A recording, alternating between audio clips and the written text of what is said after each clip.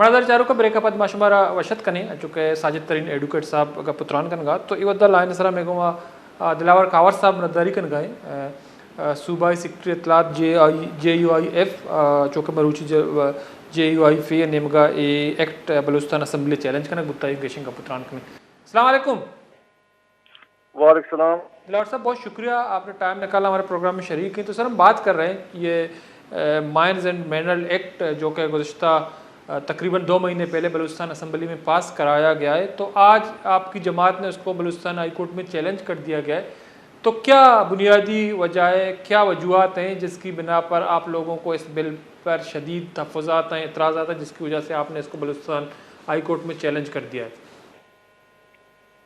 देखिए जमात उलमा इस्लाम ये सन 1923 में भी ये बिल असम्बली में सेनेट और कौमी असम्बली में लाया गया था। उस वक्त भी जमात उलमा इस्लाम ने इसकी मुखालफत की थी।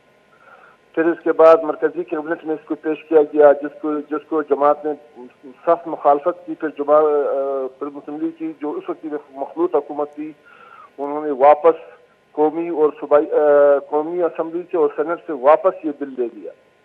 तो उसी बिल को अब दोबारा बलूचिस्तान असम्बली में पास कर दिया गया और जो असम्बली मेंबरान को दिखाया गया बिल था वो और मुसवदा था, उसका जो पास किया गया है वो और मुसवदा है, यानी दोनों में खुला फर्क है।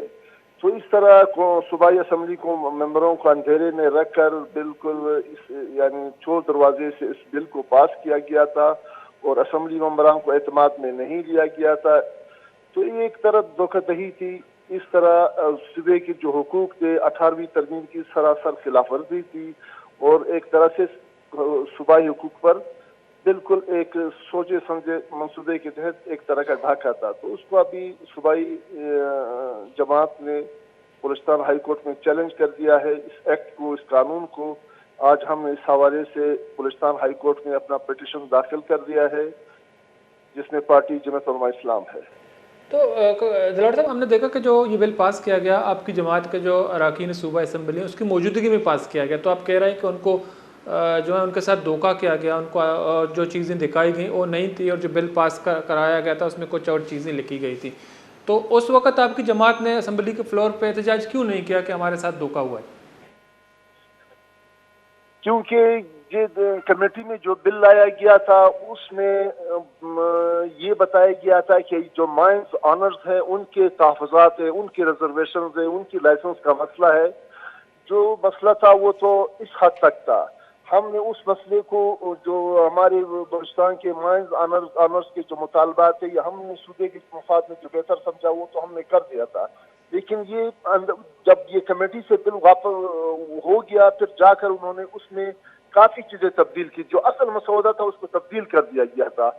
तो जो मसौदा लाया गया था उस वक्त तो यही, क्योंकि सब कुछ उन्होंने इतनी जल्दी उसमें किया कि किसी को पढ़ने का मौका भी नहीं। उन्होंने कहा ये वही मसौदा है जो आप लोगों ने कमेटी में पेश किया, जबकि कमेटी में कुछ और पेश किया गया था जिसमें नेशनल पार्टी के भी लोग थी, अवामी नेशनल पार्टी के भी थे, जमीयत की भी थी, यानी तमाम अपोजिशन को एक तरह के अंधेरे में रखकर ये सब कुछ किया गया। तो ये उन्होंने किया। और उसके बाद जब बिल पास हुआ उसकी जब हमने उसकी मसवदे को पढ़ा फिर हमने उस पर स्टैंड भी लिया वज़ीर आला से भी, असेंबली स्पीकर से भी, और फिर पार्टी ने भी इसका नोटिस लिया, जिसके बाद सब बुनियाद पर हमने अपने सूबाई जिस मौरिक ने जो तहरीक पेश की थी हमने उसकी रुकनियत दी। पार्टी डिसिप्लिन खिलाफ वर्जी पर उसकी रुकनियत भी मुअत्तल कर दी। तो जो जावेद रिकी साहब उनकी रुकनियत की मुअत्तल होने की आप बात करें तो उसकी जो है रुकनियत किस बात पे? क्या उन्होंने जो है आपकी पार्टी के डिसिप्लिन खिलाफ वर्जी करते हुए इस बिल के हक में वोट दिया है, या जो है वज़ीर आला साहब को फूलों का आर पहनाया है और पे गुलपाशी की है? किस बुनियाद पर उनकी जो है मुअत्तली की रुकनियत मुअत्तली की जो है इकामत जारी किए हैं? जी ये असल में देखें पार्टी की जो डिसिप्लिन ये था कि जब ये वो कर रहे थे या गुलपाशी का, ये भी हमारे जो पार्टी का जो पार्लिमानी अपोजिशन लीडर और पार्लिमानी लीडर हमारे मीर यूनुस ज़हरी साहब है, उनके इल्म में लाए बगैर ये अमल किया गया। ये भी एक तरह की पार्टी डिसिप्लिन की खिलाफ वर्जी थी کہ اپوزیشن کا ممبر اٹھ کر وزیر اعلیٰ پر گلپاشی کرے یا اس کے گلے میں ہاتھ ڈال دے، تو یہ پارلیمانی روایت کی بھی ایک طرح سے خلاف بات تھی. اس طرح مطلب اسمبلی کے فلور پر وہ پارٹی نے اس کو بالکل پارٹی ڈسپلن کے خلاف سمجھا، اس کے خلاف کارروائی. لیکن دلاور صاحب نے دیکھا کہ وزیر اعلیٰ بلوچستان اس نے جو ہے اسمبلی کے فلور میں کہا کہ یہ کیسے ہو سکتا ہے کہ جو ہیں ان کو یہ بل کو پڑھا نہیں اور ان کو پاس کیا گیا. انہوں نے یہ بھی کہا کہ جو تمام جماعتیں ان کو مشاورت کے لیے وزیر اعلیٰ ہاؤس میں بلایا گیا ہے، سب چیزیں ان کو دکھائی گئی ہیں. تو کیا وزیر اعلیٰ بلوچستان سرفراز بگٹی صاحب جو ہیں ان کے ان باتوں میں تضاد ہیں؟ انہوں نے اس کو کچھ نہیں دکھایا، مشاورت کے بغیر یہ بل جو ہے اراکین اسمبلی سے پاس کروایا. یہ فیکٹ ہے حضرت. یہ دیکھو اس طرح ابھی تو وزیر اعلیٰ کو بولا اگر بل میں کوئی یعنی ابھی سوال ہی اگر بل میں کوئی مسئلہ نہیں، آپ بل دوبارہ ٹیبل کر دیں. اسی بل کو دوبارہ ٹیبل کر دیں، کون سا پارٹی اس کو وہ پاس کرے گا؟ اسی بل کو آپ دوبارہ ٹیبل کر دیں، ذرا لے آئیں ٹیبل پر دوبارہ. کہ اس میں کیا کہ اس پر جو بلوچستان کی جو میں سمجھتا ہوں جو مسلم لیگ نون جنہوں نے اس بل کو پاس کر ان کو بھی علم نہیں ہے. وہ بھی اگر وہ واقعی بلوچستان کے حقیقی نمائندے ہیں تو اس پر ضرور سوالات اٹھائیں گے، خواہ وہ پیپلز پارٹی کے ممبرز ہوں، خواہ وہ مسلم لیگ نون کے ممبرز ہوں، خواہ وہ کسی بھی پارٹی کے میں، اگر وہ صحیح معنوں میں پبلک ریپرزینٹیٹیو ہے اور بلوچستان کے حقوق کے نگہبان ہے تو وہ ضرور اس پر سوال اٹھائیں گے. تو 18ویں ترمیم بھی موجود ہے، تو کچھ سیاسی جماعتیں یہ کہہ رہی ہیں کہ لشکر احسانی صاحب بھی اس کو چیلنج کرنے جا رہے ہیں. BNP مینگل کا کہنا ہے کہ ہم اس کو بھی چیلنج کریں گے.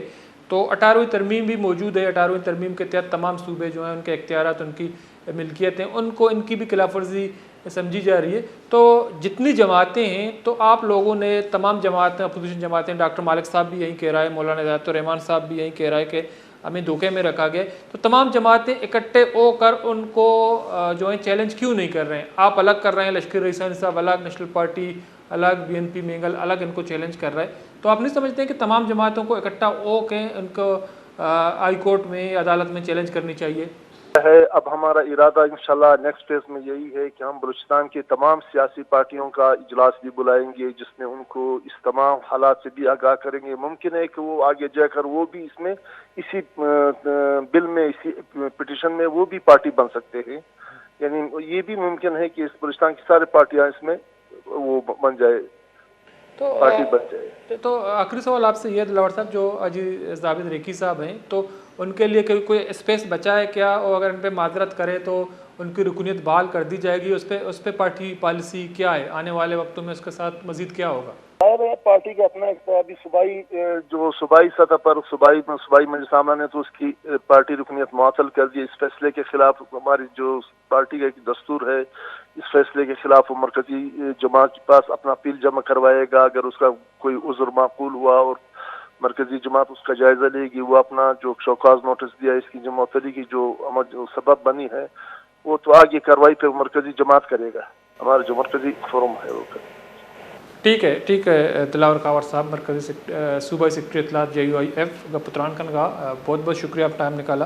مردار چاروں کا چکے گپتران کنگا کو ہمیشہ کے یہ ایکٹ کے ہستے ہمارا پیش دارک نہ بوتا، بلکہ ہماری چیز پیش دارک بتگا بل لیتا تو الگ اور بل کے پاس کنک بوتا تو الگ بتگا، چونکہ یہ بل کے ممبران دیگ بوتا ہے تو گوشہ گمی بوتا کہ مائنز آنرز کے ہستا تحفظات ہیں تو پمیش کا یہ بل پاس کرنے دو منیم گا ودی کے بلز کے ہستے آرک بوتا یا ایکٹ پاس کرنا انک بوتا تو چرشہ پات گوشہ گمی بوتا کہ صوبائی وسائل کے ہستا وفاقی حکومت دستہ دیا بن چونکہ نوزاد لشکر احسانی صاحب کا پتران کنگا یہ گوشہ ہمیشہ کہ یہ بل سر ہمارا تحفظات ہیں اور سیاسی جماعت کے ہستے اعتماد زورہ کوئی چیلنج کنک بھی BNP ہمیشہ چیلنج کنک آئیں اور نیشنل پارٹی لشکر احسانی صاحب آواریہ یا مشترکہ پریس کانفرنس کو تائشہ آواریہ چیلنج کرنا گومندہ کا مراکشہ تو پاس اللہ سبوتا ہوں الطا بلوچ رضاب دی اللہ باؤٹے.